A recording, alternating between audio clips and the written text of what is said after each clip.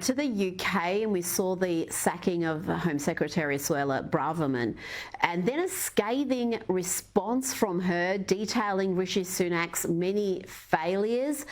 She wrote about the PM adopting wishful thinking to avoid having to make hard choices. Douglas, what is the current state of the Tories, and will we see a challenge to Sunak's leadership before the election? The Conservative Party can always amaze you by being in a greater mess on closer inspection than you even think when you first look. The Tory Party in particular, when they come close to catastrophic electoral defeats, tends towards this sort of infighting.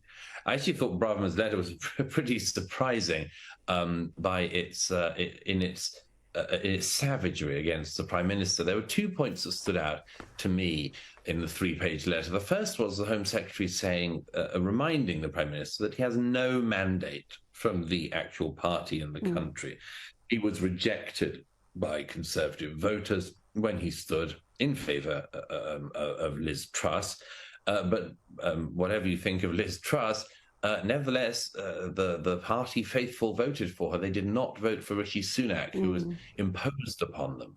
The second thing, a much more devastating thing to my mind, is the fact that Suella Braverman says in her letter toward the end that Rishi Sunak simply allowed the hate marches, the anti-Semitic hate marches and open racism of the Hamasniks and their friends in London and other cities across the UK in recent weeks.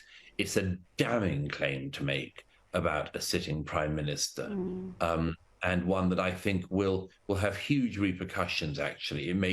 The whole letter makes Rishi Sunak look exceptionally weak, as indeed he has been, in failing to direct the police to, for instance, arrest the supporters of Hamas where they are in the streets, and instead, as we've seen in many videos, take an incredibly tough line on anyone who has the temerity to, for instance, fly the Union flag.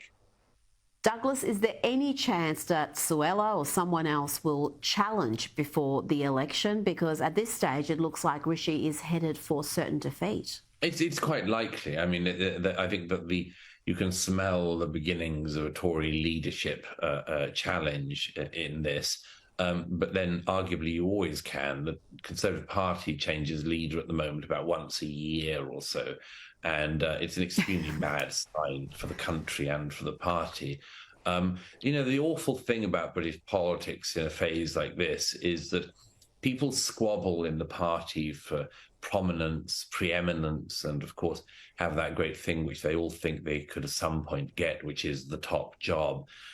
And all the time waiting in the wings is a Labour Party, a Labour opposition, which on every single issue is much, much worse than them, to my mind at least, but which they seamlessly help into office with every bit of infighting they indulge in.